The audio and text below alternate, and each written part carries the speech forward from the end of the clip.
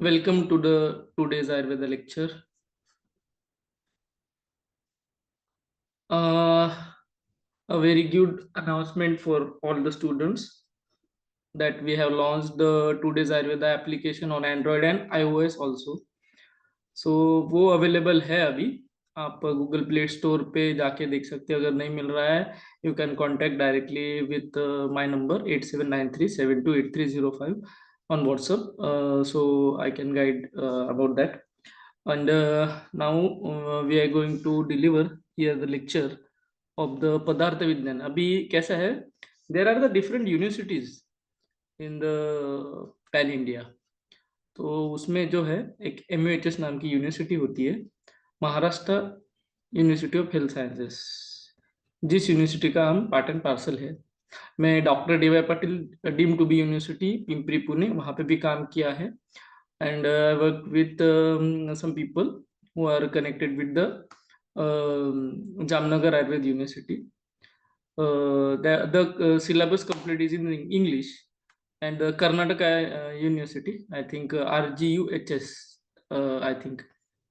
Am I right, Dipanjali madam? Yes, sir. So the syllabus is completely there in the English, and no other option of the language. अभी क्या है, हम लोग नीट भी NTT भी चालू कर रहे हैं और नेक्स्ट का भी चालू कर रहे हैं थोड़ी अवकाश के उपरांत. तो there will be the mostly 2 language for the this lectures, that's Hindi end English. क्योंकि आपने नेक्स्ट का गेजेट पढ़ा होगा तो उसमें मोस्टली ऐसा है कि उन्होंने रीजनल लैंग्वेज दी ही नहीं है. उन्होंने क्या कराया है कि मोस्टली इंग्लिश लैंग्वेज और हिंदी लैंग्वेज आप पढ़ने के लिए पढ़ सकते हो रीजनल लैंग्वेज. मगर जब आप नेक्स्ट क्लियर करने जाओगे आफ्टर आप completion of your under graduation, that's BMS, तो आपको मोस्टली फोकस करना है ये दोनों लैंग्वेज पे. क्योंकि अगर आपका अंग्रेजी कमजोर है तो कम से कम आप हिंदी का थोड़ा पढ़ के वो क्वेश्चन का आंसर हल कर पाएंगे. क्योंकि there will be the PBL1, problem based learning होगा आपका नेक्स्ट में. तो ऐसी सिनेरियो में हम कोशिश करेंगे कि आपको जो है आपको जो है पूरा का जो नॉलेज है वो प्रॉपर मिले. और PBL में क्या होता है, you have to apply the knowledge. एक सिनेरियो आपको आपके पास रहेगा, मतलब एक केस रहेगी. For example, a student of 21 age sudden fall from at the practical, which dosha is vitiated there or which dhatu is increased there. What are the lakshanas? Kindly tick the from the following options. ऐसा भी आपको question पूछ सकते हैं at the next level पे, मतलब next की जो आपकी रहेंगी एग्जाम उसके बारे में. तो ये थोड़ा सा इंट्रोडक्शन रहा प्लेटफॉर्म के बारे में और ये सब चीजों के बारे में. हम आज बहुत ही इंपॉर्टेंट काम करने जा रहे हैं, वो है जो पदार्थ विज्ञान का पेपर 1 जो परसों हो चुका था और आज जो हुआ है पेपर 2. तो पहले हम लोग पेपर 1 के लिए आज ये लेक्चर करेंगे और पेपर 2 के लिए अगला लेक्चर में हम वो एक्सप्लेन करेंगे. तो दीपांजलि मैडम आपको गाइड करने वाली है. सो मैं अभी माइक और पूरा जो प्लेटफॉर्म का जो डायस है मैडम के पास ट्रांसफर करता हूँ. ठीक है मैम, चलो. Thank you.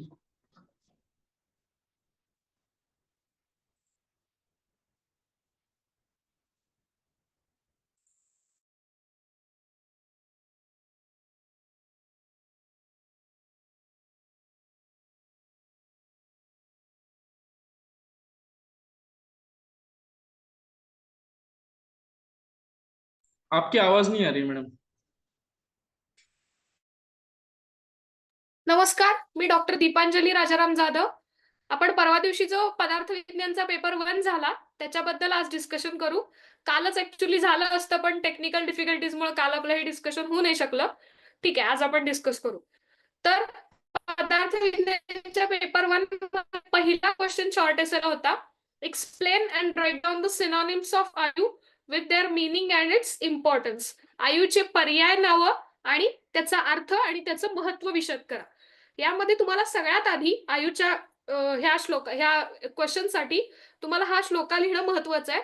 शरीर इंद्रिय सत्वात्मा संयोगोधारी जीवितम नित्यगश्च अनुबंधश्च पर्याय आयुः उच्यते. इथं रेफरन्स तुमचा महत्वाचा आहे. चरक सूत्रस्थान पहिला अध्याय 42वा श्लोका, फर्स्ट चॅप्टर 42 श्लोका. तर हे पहिल्यांदा हा श्लोका लिहायचा, त्याच्या खाली त्याचा अर्थ संयोग, शरीर इंद्रिय सत्व आणि आत्मा यांचा संयोगाला आयु म्हणतात. त्याची पर्यायी नावं सिनॉनिम्स ऑफ द आयु आर धारी, जीविता, नित्यग अँड अनुबंध. तर धारी का? धारी म्हणजे विच होल्ड्स द शरीर और विच डज द धारण ऑफ द शरीर. जे शरीराचं धारण करतं त्याला धारी म्हणतात. जीवित का? प्राण, विच होल्ड्स द लाईफ, जे लाईफचं जीवनाचं धारण करतं म्हणून त्याला जीवित म्हणतात. नित्यग का? कारण शरीर आयुचा क्षणोक्षणी क्षय होतो. आयुचा क्षणोक्षणी क्षय होतो म्हणून नित्यग. आणि शरीर आणि प्राण ह्याच्यामधला बंध आहे म्हणून अनुबंध. शरीर आणि प्राण ह्याच्यामधला बंध आहे म्हणून अनुबंध. ही चार त्याची सिनॉनिम्सचे अर्थ झाले. आता त्याचा इम्पॉर्टन्स काय? तर नेहमी क्षय होत असतो, क्षणोक्षणी क्षय होतो म्हणून, आणि आयुष्याला धारण करतो म्हणून. हे असे चार अर्थ लिहिल्यानंतर हितायु, अहितायु, सुखायु आणि दुःखायु हे जे चार टाईपचे आयु आहेत जे आपण आयुर्वेदाच्या डेफिनेशन मध्ये वाचले होते, त्याची एक एक दोन दोन लक्षणं लिहा तुमच्या आन्सर शीट मध्ये. मिनिमम एक किंवा दोन लक्षणं लिहा. आणि त्याच्यानंतर आयु म्हणजे लाईफ स्पॅन. एखाद्या व्यक्तीचा लाईफ स्पॅन जोपर्यंत आपण असंच करत नाही तोपर्यंत आपण कुठलीही ट्रीटमेंट प्लॅन करू शकत नाही. आयु म्हणजे तुमचं वय नाही, वय म्हणजे तुमचं एज झालं आणि आयु म्हणजे तुमचा लाईफ स्पॅन झाला. सो हितायु आणि अहितायु तुमचं फिजिकल लाईफ स्पॅन डिसाईड करतात. सुखायु आणि दुःखायु तुमचा सायकोलॉजिकल लाईफ स्पॅन डिसाईड करतात. हे दोन्ही लाईफ स्पॅन डिसाईड करून ट्रीटमेंट प्लॅन केली जाते. हा आयुचा इम्पॉर्टन्स झाला.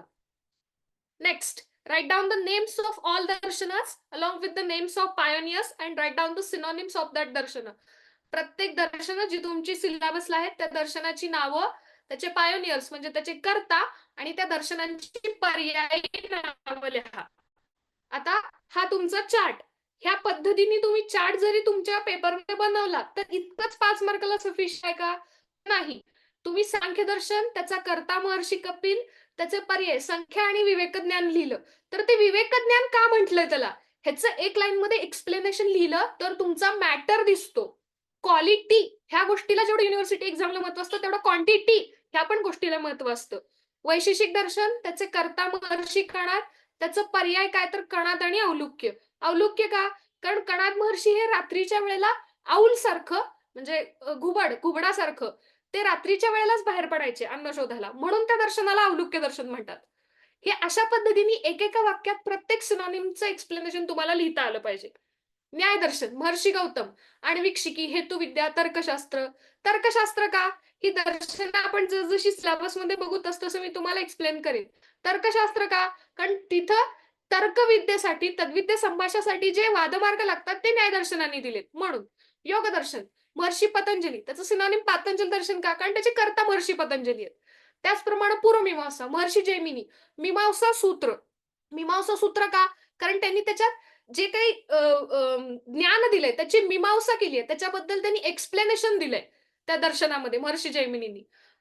यज्ञ, होम हवनचं एक्सप्लेनेशन दिलंय. त्याच्यानंतर उत्तर मीमांसा, महर्षी बादरायण व्यास. भिक्षुसूत्र का त्याचं सिनॉनिम? कारण भिक्षुकी करण्यासाठी किंवा भिक्षूंना जे नियम असतात ते त्यांनी त्या दर्शनमध्ये दिलेत म्हणून भिक्षुसूत्र. जैन दर्शन, त्याचे कर्ता वर्धमान महावीर, पर्याय त्याचा अर्हत, कारण जैन मुनी जे असतात त्यांना अर्हत म्हणतात म्हणून त्या दर्शनाचं सिनॉनिम अर्हत आहे. बौद्ध दर्शन, महर्षी गौतम बुद्ध, त्याचं सिनॉनिम सॉरी पण मला सापडलं नाही, कुणाला सापडलं तर मलाही जरूर सांगा. चार्वाक दर्शन, त्याचे कर्ता महर्षी बृहस्पती आहेत, त्याचा पर्याय लोकायत का? कारण ते लोकांच्यात खूप फेमस झालं म्हणून लोकायत दर्शन. अशा पद्धतीने ह्या सिनॉनिम्स एक दर्शनचे कमीत कमी 2 सिनॉनिम लिहिले.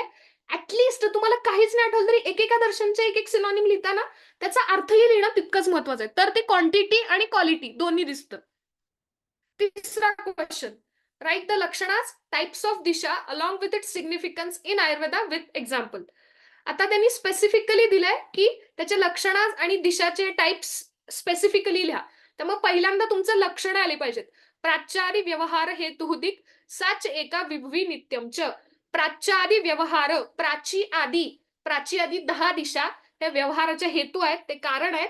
साच एका, त्या प्रत्येक दिशा एक आहेत, विभू आहेत म्हणजे स्प्रेडिंग होणार आहेत, आणि नित्य आहेत. हे तर्कसंग्रहाचा श्लोक आहे. त्याच्यानंतर सेकंड, काल विपरीत परत्व अपरत्व अनुमेयम दिक. कालाच्या विपरीत परत्व आणि अपरत्व, काळ सोडून परत्व आणि अपरत्व अजून कशाने ठरवलं जाऊ शकतं, म्हणजे बेस्ट आहे का वर्स्ट आहे, हे परत्व म्हणजे बेस्ट, अपरत्व म्हणजे वर्स्ट, कशाने ठरवलं जाऊ शकतं, तर ते दिशाने ठरवलं जाऊ शकतं. रेफरन्स त्याचा तर्कभाषा. दुसरी महत्वाची गोष्ट, तुम्ही कुठल्याही पेपरला ज्यावेळेला एखादा श्लोका लिहिता त्यावेळेला तो विथ रेफरन्सच लिहिला पाहिजे. फक्त पदार्थ विज्ञान नाही, तुम्ही रचना, क्रिया कुठलाही लिहा, संहिता अध्ययन लिहा, कुठलाही विथ रेफरन्सच श्लोका तुमचा आला पाहिजे. त्याच्यानंतर ही झाली लक्षणं. आता ह्या श्लोकामध्ये मिनिमम 2 to 3 लक्षणं तुमची एक्सपेक्टेड आहेत, कारण त्यांनी लक्षणं विचारले, दिशा विचारले आणि सिग्निफिकन्स विचारले. टाइप्सला लक्षणासला कमीत कमी 1-1.5 मार्क, तुमचे टाइप्सच्या त्याला 1 ते 1.5 मार्क, 3 मार्क, आणि बाकी इम्पॉर्टन्सला राहिलेलं 2 मार्क, असे 5 मार्क डिवाइड होतात. टाइप्स प्राची, प्रतीची, उदीची, अर्वाची, त्याच्यानंतर आग्नेय, नैऋत्य, वायव्य, ईशान्य, ऊर्ध्व आणि अध, हे 10 टाइप्स आले दिशाचे. त्याच्यानंतर त्याचा इम्पॉर्टन्स, पहिला इम्पॉर्टन्स त्याचा मेडिसिन कलेक्शन, कुठल्या दिशेहून कुठलं मेडिसिन कलेक्ट केलं जातं. पूर्व दिशेहून कलेक्ट केलेल्या मेडिसिन मध्ये जास्त वीर्य असतं, ह्या पद्धतीने मेडिसिन कलेक्शन पॉइंट आला. पुनसंवहन कर्म, वटशृंग जे कलेक्ट केलं जातं पुनसंवहन कर्मासाठी, ते उत्तर दिशेहून पूर्व दिशेहून कलेक्ट केलं जातं. त्या स्त्रीच्या नाकात ज्या वेळेला नस्याचे थेंब सोडले जातात, when the नस्य is instilled, the मस्तक should be in पूर्व दिशा. Then rasashala, we have to construct the rasashala according to disha only. At the पूर्व दिशा the rasalinga should be situated. पूर्व दिशेलाच रसलिंग असलं पाहिजे. मूत्र परीक्षा ही तुमच्या क्रियाच्या सिलेबसमध्ये आहे. मूत्रामध्ये तुम्ही तैलबिंदू टाकता, तो कुठल्या दिशेला पसरला तर तो रोग साध्य आहे, कुठल्या दिशेला पसरला तर तो रोग असाध्य आहे, हे दिलेलं आहे. शौचकर्म अष्टांग संग्रहकारांनी दिले की कुठल्या दिशेला, पश्चिम, पूर्व पश्चिम किंवा उत्तर दक्षिण ह्याच दिशेला बसून तुम्ही शौचकर्म केलं पाहिजे. हा दिशाचा इम्पॉर्टन्स आहे. 1.5 मार्क तुमच्या लक्षणाला, 1.5 मार्क तुमच्या टाइप्सला, आणि राहिलेले 2 मार्क तुमचे इम्पॉर्टन्सला. ह्या पद्धतीने 5 मार्क डिवाइड होतात. चौथा, राईट डाऊन लक्षणाज ऑफ काल according to and write its importance. इथं त्यांनी स्पेसिफिकली कालची लक्षणं जी आहेत, म्हणजे कालची लक्षणं आणि कालचा इम्पॉर्टन्स आयुर्वेदानुसार विचारलाय. कालची लक्षणं ज्यावेळेला आयुर्वेदा, कुठल्याही याची लक्षणं पदार्थ विज्ञानमध्ये आयुर्वेदानुसार विचारली जातात, तिथं तुम्हाला चरक आणि सुश्रुतचे श्लोका लिहिणं कंपल्सरी आहे. ऍटलिस्ट एक तरी श्लोका तुमचा चरक आणि सुश्रुतचा बायहार्ट असलाच पाहिजे. बाकी तुम्ही तर्कसंग्रह, तर्कभाषा, वैशेषिक दर्शन जे तुम्हाला सोपे वाटतात ते करा, पण अकॉर्डिंग टू आयुर्वेदा ज्यावेळेला स्पेसिफिक क्वेश्चन येतो तिथं तुम्हाला चरक आणि सुश्रुतचे श्लोका लक्षणाचे एक्सपेक्टेडच आहेत, ते मस्ट आहेत मी म्हणेन. त्यामुळे आता हे जे मी 3 श्लोका तुम्हाला कालाचे दिसत आहेत, सूक्ष्मावपी कलाम न लिहते इति काल, काल हा सूक्ष्म आहे, kala is very minute and it will never stop for anyone. कालो ही नाम भगवान स्वयंभू अनादि मध्य निधन. काल हा भगवान आहे, काल हा गॉड आहे, kala is a god, it is svayambhu, it is never produced from something, it is not having any start, any madhya and any end also. And last, sankalayati kalayati va bhutani iti kala. जन्म मृत्यू चक्र is depend on काल only. 3ही श्लोकाचा reference Sushrut संहिताच आहे. तुम्हाला shloka number नाही आठवला, chapter number नाही आठवला, ऍटलीस्ट सुश्रुत संहिता हे तरी आठवलंच पाहिजे. 3 लिहिलेली आहेत. इथं आता त्यांनी फक्त लक्षणं आणि इम्पॉर्टन्स विचारलंय, त्यामुळं इथं सेम डिव्हिजन होणार. 2.5 मार्क तुमच्या लक्षणाला जाणार, 2.5 मार्क इम्पॉर्टन्सला येणार. त्यामुळे नुसते श्लोका नाही, त्याचे विथ एक्सप्लेनेशन तुम्हाला श्लोका लिहिलं पाहिजे. स्पेसिफिकली आयुर्वेद आहे म्हणून सुश्रुतचेच घेतलेत मी, हे लक्षात ठेवा. ऍटलीस्ट एक तरी श्लोका तुमचा आयुर्वेदाचा एक्सपेक्टेड आहे. बाकीचे 2 तुम्ही तर्कसंग्रहाचे लिहा, तर्कभाषेचे लिहा, ओके नो प्रॉब्लेम, पण एक तरी श्लोका आयुर्वेदात आलाच पाहिजे. इम्पॉर्टन्स कालचा, साध्यता, जो नव उत्पादित डिसीज असेल, न्यूली ओरिजिनेटेड डिसीज इज साध्य, if it is chronic stage it is असाध्य, इट इज याप्य, ही साध्यता झाली. अरिष्ट लक्षणा, इन चरक संहिता इंद्रिय स्थान, चरक हॅज एक्सप्लेन अरिष्ट लक्षणात, चरक संहिता इंद्रिय स्थानात त्यांनी दिलेलं आहे. त्यांनी स्पेसिफिक लक्षणात स्पेसिफिक टाइम मध्ये पेशंटची डेथ कशी होती ते त्यांनी दिलेलं आहे. सद्योमरणी अध्याय त्यांनी दिलाय. म्हणजे काय, तर आत्ता ही लक्षणं दिसत आहेत पेशंटची, आत्ता डेथ होईल, त्याच्यानंतर काही लक्षणं दिसल्यानंतर 15 दिवसांनी डेथ होईल. ह्या पद्धतीने अरिष्ट लक्षणं ही कालवरती डिपेंड आहेत, ती त्यांनी दिलेली आहेत. शोधनकाल वसंत ऋतूमध्येच वमन केलं जातं, शरद ऋतूमध्येच विरेचन केलं जातं. म्हणजे हे स्पेसिफिक काल त्यांनी सांगितलेले आहेत. त्याच्यानंतर बस्ती ही वर्ष ऋतूत दिली जाते. म्हणजे शोधनकाल हा पण इम्पॉर्टंट आहे. कलेक्शन ऑफ ड्रग साठी जशी दिशा इम्पॉर्टंट होती, तशीच कलेक्शन ऑफ ड्रग साठी काल पण इम्पॉर्टंट आहे. काही वनस्पती, काही झाडं अशी असतात की त्यांना त्याच काळात फुलं येतात, त्याच काळात फळ येतात. ती ज्या काळात येतील त्याच काळात तुम्ही ती कलेक्शन करायची. कुठल्याही काळात जाऊन तुम्ही कलेक्ट करतो म्हटलं तर होत नाही. काही काही आमलकीला पुष्य नक्षत्रामध्येच जास्त पोटेन्सी असते. म्हणून रसायन विधी ज्या चरकांनी सांगितलं त्यावेळी त्यांनी पुष्य नक्षत्रातच आमलकीच्या झाडावर चढा म्हणून सांगितलं. जर तुम्हाला स्पेसिफिकली रसायन औषधीसाठीच आमलकी काढायचे असतं, त्यामुळे कलेक्शन ऑफ ऍज कम्पेअर्ड किंवा दिशासोबत जर तुम्ही बघायला गेलात तर दिशा इतकंच कालला पण महत्व आहे. नेक्स्ट, सवीर्यता अवधी म्हणजे काय, तर सवीर्यता अवधी म्हणजे ते जे मेडिसिन आहे तुमचं, ते मेडिसिन तुम्ही किती वेळ वापरू शकता, किती टाइम पर्यंत वापरू शकता. तुमच्या मॉडर्न मेडिसिनला तुम्ही बघितले की एक्सपायरी डेट लिहिलेली असती, पण आयुर्वेदाची ह्याच्यावरही लिहिलेली असते. आयुर्वेदिक मेडिसिन जर तुम्ही बघितले तर चूर्णाचा सवीर्यता अवधी 1 वर्ष आहे. 1 वर्षापर्यंत तुम्ही मॅन्युफॅक्चर डेट पासून 1 वर्षापर्यंत तुम्ही सवीर्यता अवधीमध्ये ते चूर्ण वापरू शकता. तेच स्वरस, कल्क, क्वाथ बघितला तर ते 24 तासाच्या वर वापरू नये असं चरकांनी लिहिले. अवलेह तुम्ही वापरू शकता 6 महिने वर्षापर्यंत. तैल तुम्ही कधी वापरू शकता. आसवारिष्ट तुम्ही लाईफ टाईम वापरू शकता. ह्याला म्हणायचं सवीर्यता अवधी. त्या तेवढ्याच काळापर्यंत किंवा त्या तेवढ्या स्पेसिफिक टाइम पर्यंतच त्या औषधामध्ये ते वीर्य शिल्लक राहतं. त्यामुळे सवीर्यता अवधीसाठी पण काल इम्पॉर्टंट आहे. षटक्रिया काल जो तुमच्या फर्स्ट इयरला आहे. षटक्रिया काल डिसीज स्टेज प्रोग्रेशन, कसं कसं डिसीज प्रोग्रेस होतो. संचयम च प्रकोपम च प्रसन्नम स्थान संश्रयम व्यक्तिभेदम च यो वेत्ती दोषाणाम च भवेत भिषक. ह्याच्या 6 स्टेज आहेत. त्या 6 स्टेज तुमच्या कालशी रिलेटेड आहेत. हा झाला कालचा इम्पॉर्टन्स. हे पॉईंट सोडून अजून पॉईंट तुम्ही ऍड करू शकता. मला जेवढे मॅक्सिमम पॉईंट देता येतील तेवढे मी दिलेत एका स्लाइड मध्ये.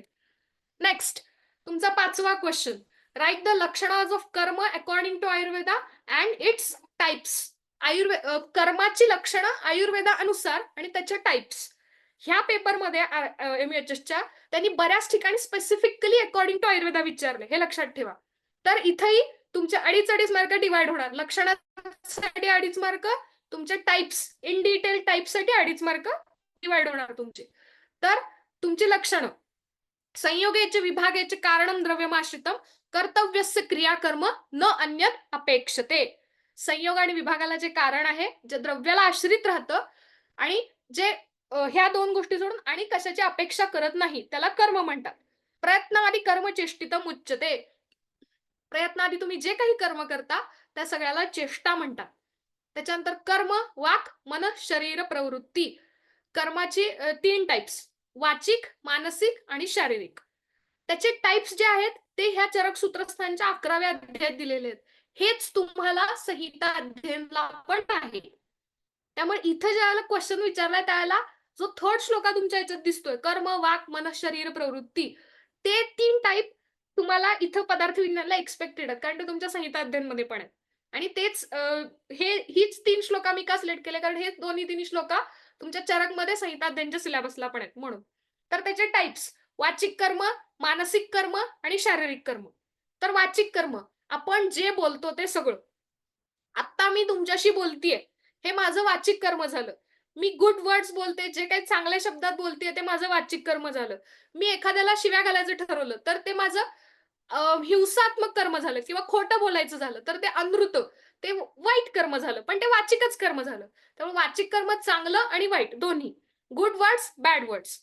मानसिक कर्म, whatever you will think, it is good, is it good or is it bad, whatever it may be, whatever you are thinking in your daily life. मग तुम्ही एखाद्या पेशंटला ट्रीट करण्याबद्दल विचार करताय किंवा काय, काही, ते तुमचं मानसिक कर्मामध्ये आलं. तुम्ही ट्रीटमेंट प्लॅन करताय, ते तुमचं मानसिक कर्मामध्ये आलं. शारीरिक कर्म, what ever the daily routine activities you will do in your daily life. तुमची रोजच्या हात हलवणे, सकाळी उठण्यापासून, सकाळी उठताना डोळे उघडले इथून रात्री झोपेपर्यंत जे काही तुम्ही करता ते सगळं तुमचं शारीरिक कर्मात येतं. ते तुम्हाला एक्सप्लेन करायचंय वाचिक, मानसिक आणि शारीरिक कर्मात. ज्या वेळेला 2.5 मार्क डिव्हाइड होतात, त्यावेळेला 2.5 मार्काला मिनिमम 2 ते 3 लक्षणच तुमचे एक्सपेक्टेड आहेत. आणि हे टाइप्स आहेत, त्याच्यात तुम्ही वाक, मन आणि शरीर, वाचिक कर्म, मानसिक कर्म, शारीरिक कर्म, ऍटलिस्ट एकेका कर्माचं 3 ते 4 लाईन मध्ये एक्सप्लेनेशन विथ एक्झाम्पल लिहायचं. तर ती quality as well as quantity असं दिसतं पेपरला. नेक्स्ट 6वा question. Explain the importance of samanya in diagnosis as well as treatment of Ayurveda. तर इथं इम्पॉर्टन्स विचारलाय त्यांनी सामान्यचा. डायग्नोसिस आणि ट्रीटमेंट म्हणजे चिकित्सा करताना आणि निदान करताना दोन्हीसाठी. तर डायग्नोसिस करताना, निदान करताना काय काय असू शकेल बाबा सामान्याचा इम्पॉर्टन्स? तर समान हेतू. पेशंटला सगळ्यात पहिल्यांदा जेव्हा तुम्ही हिस्ट्री घेता त्यावेळेला तुम्हाला हे सापडतं की पेशंटनं उष्ण जास्त खाल्लंय, वृक्ष जास्त खाल्लंय, तर ह्याचा अर्थ ते वातासाठी समान हेतू आहेत. जर त्यानं तिक्त रसात्मक, तीक्ष्ण गुणात्मक जास्त खाल्ले, म्हणजे स्पायसी फूड जास्त खाल्लंय, तर ते पित्तासाठी समान हेतू आहेत. ह्याचा अर्थ डायग्नोसिस मध्ये हिस्ट्री जी तुम्ही पेशंटची घेता त्याच्यामध्ये आहार विहार दोन्ही आला. ते आहार विहारात त्या दोषाच्या गुणांशी समान ज्या गोष्टी आहेत त्याच्यामुळे त्या दोषाचा प्रकोप झालाय, त्या दोषाचा प्रकोप झालाय, तिथं झालं डायग्नोसिस सामान्य. ट्रीटमेंटमध्ये द्रव्य सामान्य, गुणसामान्य आणि कर्मसामान्य तिन्हींना डिवाइड करून पहिलं तर द्रव्य सामान्य म्हणजे तुमच्या शरीरात मांसाचा क्षय झालाय, तुमच्या शरीरात तुम्हाला मांस वाढवायचंय. मांस वाढवायचं असेल तर तुम्ही त्याच्याशी रिलेटेड गोष्टी द्या, म्हणजे त्याच्याशी समान गुण असलेल्या द्रव्य तुम्ही पेशंटला खायला सांगता. तुम्ही पेशंटला सांगता की तुम्ही नॉनव्हेज खावा, म्हणजे तुमच्या शरीरात मांसवृद्धी जास्त होईल. गुणसामान्य जर तुमच्या शरीरात शुक्राच्या गुणांचा क्षय झालाय, शुक्राच्या क्वालिटीचा क्षय झालाय, तर तुम्ही सांगता की तुम्ही दूध प्या, म्हणजे दुधाच्या गुणांनी शुक्र पण वाढतो. दूध प्या. त्याच्यानंतर माश म्हणजे उडीद डाळीचे पदार्थ जास्त खावा. The milk and the masha it will increase the shukra by qualities. It is gunasamanya. Karmasamanya karmasamanya when whenever कर्मसामान्यमध्ये आपण असं म्हणू शकतो की पेशंटला खूप जास्त बेड रेस्ट, पेशंटचा खूप जास्त वाताचा क्षय झालाय, तर आपण पेशंटला सांगू शकतो की चाला, म्हणजे वाताची वृद्धी होईल. Sorry 1 second. हा, next explain the types of abhava. 7वा क्वेश्चन. न भावो अभाव. हा नुसतं टाइप्स जिथं विचारले जातात तिथं नुसतं टाइप्स लिहून रिकाम व्हायचं नाही. पहिल्यांदा अभाव म्हणजे काय हे लिहिणं पण तेवढंच महत्वाचं आहे. तर न भावो अभाव. हा जिथं भाव नाही त्याला अभाव म्हणतात. अभावचे 2 टाइप, संसर्गाभाव आणि अन्योन्यभाव. संसर्गाभाव म्हणजे कॉम्बिनेशन, संसर्ग, कंबाईन, जॉईनिंग, त्याचा अभाव. त्याचे 3 टाइप्स पडतात, प्राग अभाव, प्रध्वंसाभाव आणि अत्यंताभाव आणि अन्योन्यभाव. तर पहिल्यांदा संसर्गाभाव लिहायचा. संसर्ग मीन्स जॉईनिंग, त्याचा अभाव, कुठल्याही 2 गोष्टींचं जॉईनिंग होणं, कुठल्याही 2 गोष्टींचा संसर्ग होणं, ह्याचा अभाव आहे. पहिला प्रागभाव, उत्पत्तीच्या पूर्व अभाव. एखादी गोष्ट उत्पन्नच झाली नाही त्याच्या आधी जो असतो तो त्याचा अभाव. मी जर सीतोपलादी चूर्ण तयारच केलं नाही तर मी असं म्हणेन की माझ्याकडे आता सीतोपलादी चूर्णाचा अभाव आहे. तुम्ही जर लेक्चर जॉईनच केलं नाही तर तुम्ही असं म्हणाल की आता माझ्याकडे काहीच नॉलेज नाही कारण मी लेक्चर जॉईन केलं नाही. हा झाला प्रागभाव. तुम्ही लेक्चर जॉईन करायच्या आधी जी तुमची कंडिशन होती ती झाली प्रागभावची कंडिशन. लेक्चर तुम्ही जॉईन केलं, आता तुम्हाला कळायला लागले की हे असं आहे बाबा, किंवा तुम्ही बीएमएस आता जॉईन केलं, तुम्हाला पदार्थ विज्ञान म्हणजे काय कळायला लागलं. तुम्ही बीएमएस जॉईन करायच्या आधी तुम्हाला पदार्थ विज्ञान माहितच नव्हतं, तो झाला प्रागभाव. प्रध्वंसाभाव, एखादी गोष्ट नष्ट झाली तर त्याच्यानंतर जो अभाव निर्माण होतो तो प्रध्वंसाभाव. एखादी गोष्ट नष्ट झाली, आता तुमच्या हातात एखादी काचेचा ग्लास आहे, तो फुटला, तो काचेचा ग्लास फुटला तर तो प्रध्वंसाभाव झाला. ध्वंस म्हणजे नष्ट होणं. After destruction whatever the abhav will be there, it is called as pradhvansabhav. Atyantabhav, last third one is atyantabhav. It is never present in trikala. तो कुठल्याही कालात प्रेझेंट नव्हता. It is never present in trikala. सशाला शिंग असू शकत नाहीत, आपल्याला शिंग असू शकत नाहीत. ह्युमन कांट हॅव हॉर्न्स हा झाला अत्यंताभाव. त्रिकाला बाधित सत्य, कुठल्याही काळात ते प्रेझेंट असू शकत नाही, त्याला म्हणायचं अत्यंताभाव. चित्रकाने पित्ताचं शमन होतं, हा अत्यंताभावचं एक्झाम्पल आहे. कधीही होऊ शकत नाही, चित्रात हे पित्त वाढवणारच. अत्यंताभाव अशा पद्धतीने. अन्योन्यभाव, अन्योन्यभाव म्हणजे दोन गोष्टीत कुठलंही रिलेशन निर्माण होऊ शकत नाही. मी मुलगी आहे, तो मुलगा आहे, ह्याच्यात रिलेशन काय नाही असू शकत, हा रिलेशनचा अभाव झाला. ते कपाट आहे, ते पेन आहे, कपाट हे कधी पेन नाही होऊ शकत, किंवा पेन हे कधी कपाट नाही होऊ शकत. परिवर्तन कधी होऊ शकत नाही, हा झाला अन्योन्य भाव. हे तुम्हाला विथ एक्झाम्पल्स एक्सप्लेन करायचंय. With examples. प्रागभाव दिला, त्याच्यासमोर एक्सप्लेनेशन लिहायचं. उत्पत्ती पूर्वाभाव, 2 शब्दात नाही, एक अखंड 1-2 वाक्य तयार करून लिहायचं आणि मग खाली एक्झाम्पल लिहायचं. अशा पद्धतीने हे टाइप्स ऑफ अभाव एक्सप्लेन करायचे तुम्ही. नेक्स्ट 8वा, हा डायरेक्ट क्वेश्चन आहे. Write down and explain atmalinga according to Charaka Samhita. आत्माचे लिंग एक्सप्लेन करायचे चरक संहितेनुसार. हा पूर्ण श्लोका तुम्हाला लिहिणं एक्सपेक्टेड आहे. ही 21 लक्षणं आत्माची. प्राणपानौ निमेषाद्या जीवन मनसोगती इंद्रियांतर संचार प्रेरणम धारणम चेतः देशांतर्गती स्वप्ने पंचत्व ग्रहणम तथा दृष्टस्य दक्षिणे नाक्षणा सव्वेनावगमस्तथा इच्छा द्वेष सुख दुःख प्रयत्नश्चेतना धृती बुद्धी स्मृती अहंकारो लिंगाणी परमात्मनात्मन. हा श्लोका तुम्ही लिहिणं एक्सपेक्टेड आहे. हे 21 लक्षणाच. प्राणपानव हे पहिलं झालं, निमेषाद्या हे दुसरं झालं, जीवन तिसरं, मनसोगती, त्याच्यानंतर इंद्रियांतर संचार, प्रेरणा धारणा, देशांतर्गती, त्याच्यानंतर स्वप्ने पंचत्व ग्रहण, दृष्टस्य दक्षिणे नाक्षणा हे एक लक्षण झालं. दुष्टस्य दक्षिणे नाक्षणा सव्वे नावग हे एक लक्षण झालं. इच्छा द्वेष सुख दुःख प्रयत्न चेतना धृती बुद्धी स्मृती अहंकार ही सगळी 21 लक्षणं आहेत चरकाने दिलेली. ही तुम्हाला एक्सप्लेन करणं इम्पॉर्टंट आहे, सगळी इन डिटेल. त्याचे हा श्लोका लिहायचा, एक लक्षण लिहायचं, त्याचा अर्थ लिहायचा त्याच्यासमोर. प्राण, आता निमेषाद्या म्हणजे काय, तर निमेष आणि उन्मेष दोन्ही आलं त्याच्यात. Opening of eyes closing of eyes. Next long essay. Long essay मध्ये लक्षणाच, write the lakshanas of guna and write the applicability of samanya guna. आता इथे त्यांनी लक्षणाच विचारलेत आणि ऍप्लिकेबिलिटी ऑफ सामान्य गुण विचारले. लक्षणाजला इथे तुमचे 4 मार्क गेले, राहिलेले 6 मार्क जे आहेत ते तुमचे सामान्य गुणामध्ये. तर लक्षणाच काय काय, समवायितू निश्चेष्ट कारणम गुण, हा इथे पण स्पेसिफिकली त्याने आयुर्वेदानुसार विचारले. त्याच्यानंतर अथ द्रव्याश्रिता नेया निर्गुणा निष्क्रिया गुणा. गुणाला कुठलाही गुण नसतो, गुणाला कुठलाही गुण नसतो, गुण हे निष्क्रिय असतात. विश्वलक्षणा गुणा.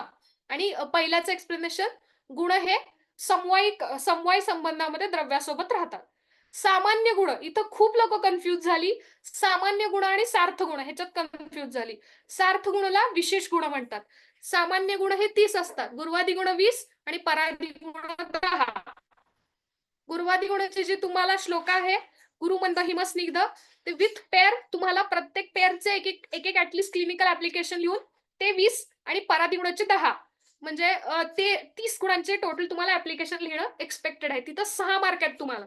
त्यात तुम्ही परादी गुणाचा श्लोका घातला तर तुम्हाला आउट ऑफ 10, गुरुवादी गुण आणि परादी गुण दोन्ही श्लोका घालून लिहिले तर आउट ऑफ 10 तुम्हाला मॅक्सिमम 7-8 मार्क्स पडू शकतात. पण हे 6 मार्काला डिवाइड होतो ऍप्लिकेबिलिटी प्रत्येकाची. Next define dravya along with lakshana, types of dravya, write down the creation and qualities of akasha mahabhuta, importance of akasha महाभूत.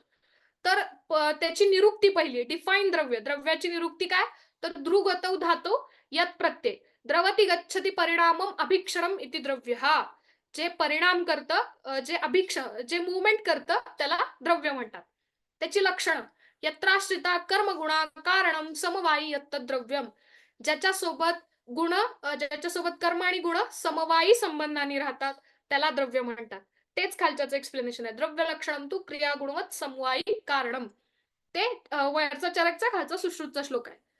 त्याच्यानंतर त्याचं क्लासिफिकेशन, कारण द्रव्याचं खादिन्यात्मा मनःकालो दिशश्च द्रव्य संग्रहा.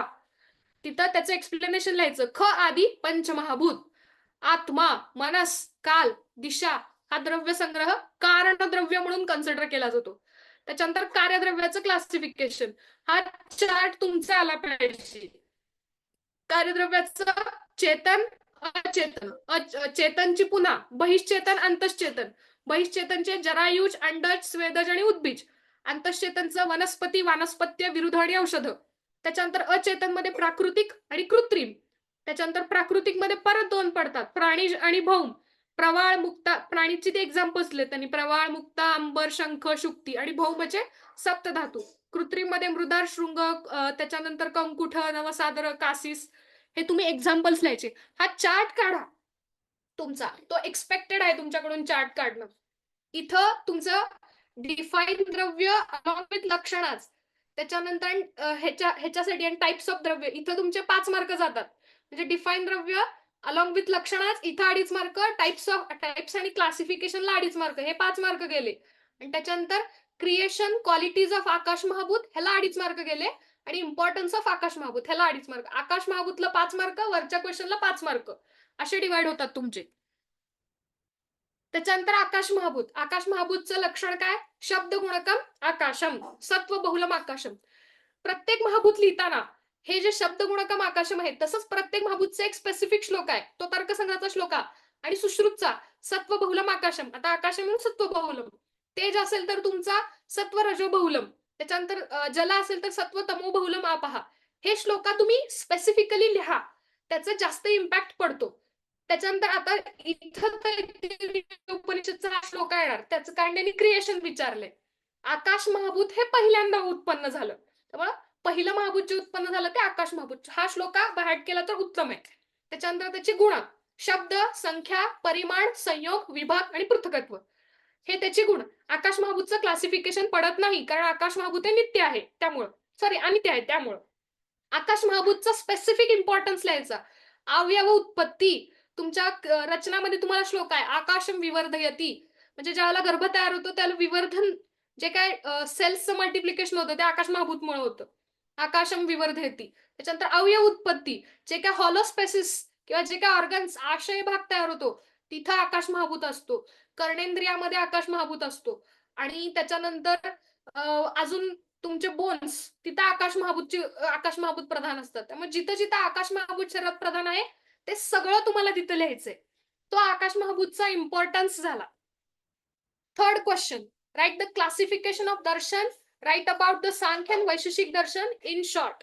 इथं क्लासिफिकेशन ऑफ दर्शन, इथं तुमचे 5 मार्क गेले. आणि तिथं 5 मार्क गेले तुमचे. आणि सांख्य आणि वैशेषिकला 2.5 मार्क डिवाइड तुमचे. तर आस्तिक दर्शन पहिलं बेसिक क्लासिफिकेशन, आस्तिक दर्शन. त्याच्यामध्ये ते काय हे आस्तिक, कारण ते गॉड, देव, त्याच्यानंतर वेद, पुनर्जन्म, आत्मा ह्याच्यावर बिलीव्ह करतात, म्हणून आस्तिक दर्शनचे पुढचं त्यांचं क्लासिफिकेशन जे काय ते सांख्य, वैशेषिक, योग, न्याय, पूर्वमीमांसा, उत्तरमीमांसा. त्याच्यानंतर नास्तिक दर्शन, ते कशावरही विश्वास ठेवत नाहीत म्हणून 4 वाक दर्शन. आणि आस्तिक नास्तिक ते देवावर विश्वास ठेवतात पण वेदावर ठेवत नाहीत, हे जैन आणि बौद्ध. हे क्लासिफिकेशन येणं तुमच्या आन्सर मध्ये मस्ट आहे. हे पहिलं क्लासिफिकेशन आलंच पाहिजे. त्याच्यानंतर ही बाकीची क्लासिफिकेशन घालायची. षडदर्शन समुच्चय, बौद्ध, नैयायिक, सांख्य, जैन, वैशेषिक, जैमिनी. त्याच्यानंतर संमती तर्क. तुम्ही एक क्लासिफिकेशन घाला, 2 घाला, 3 घाला, तुम्हाला 5 मार्काला घालायचे, त्यामुळे मिनिमम 3 क्लासिफिकेशन तरी घाला. अकॉर्डिंग टू संमती तर्क, क्रियावादी दर्शन 180, अक्रियावादी 84, आज्ञावादी 67, वैनायिक 32. अजून एखादं वेगळं क्लासिफिकेशन तुम्हाला बाय होत असेल, वेल अँड गुड, घाला. पण आस्तिक, नास्तिक आणि आस्तिक नास्तिक हे क्लासिफिकेशन तुमचं मस्ट आहे आन्सर मध्ये. त्याच्यानंतर आता सांख्य आणि वैशेषिक दर्शन, मी तुम्हाला चार्ट काढून इथे का दाखवते, कारण कंपॅरेटिव्हली तुम्हाला लिहिता आलं पाहिजे म्हणून. सांख्य दर्शनचा कर्ता, त्याचा प्रमाण ग्रंथ, त्याची प्रमाण संख्या आणि त्याचं एक मोठं बेसिक प्रिन्सिपल कुठला, तर त्यांनी शॉर्ट मध्ये विचारले. अख्खं सांख्य दर्शन विचारलं असतं तर आपण सगळं लिहिलं असतं. त्यामुळे एक बेसिक मोठं प्रिन्सिपल कुठलं, तर सृष्टी उत्पत्ती सिद्धांत. त्याच्यानंतर त्यांनी मोठं दुसरं काय सांगितलं, तर सत्कार्यवाद. ऍटलिस्ट सृष्टी उत्पत्ती सिद्धांतापर्यंत तरी लिहावं तुम्ही, एवढं एक्सपेक्टेड आहे. वैशेषिक दर्शनचा पण सेम, कर्ता, प्रमाण ग्रंथ, प्रमाण संख्या आणि सृष्टी उत्पत्ती सिद्धांत. इथपर्यंत हे पहिले 4 पॉईंट तरी दोन्ही दर्शनाचे आलेच पाहिजेत. 2.5 मार्क इथे डिवाइड होतात तुमचे. त्यामुळं त्याच्यानंतर तुमचा टाइम राहिला, तुमचे पेजेस राहिले, तर तुम्ही सांख्य दर्शनचं दुसरं मोठं लिहा, सत्कार्यवाद, आणि वैशेषिक दर्शनचा परमाणुवाद.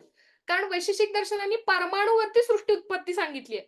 त्यामुळे वैशेषिक दर्शनची सृष्टी उत्पत्ती आलीच पाहिजे, सांख्य दर्शनची सृष्टी उत्पत्ती आलीच पाहिजे, कारण सांख्य दर्शनची आयुर्वेदाने ऍक्सेप्ट केली आहे म्हणून. लास्ट चौथा क्वेश्चन तुमचा लॉंग एसेचा.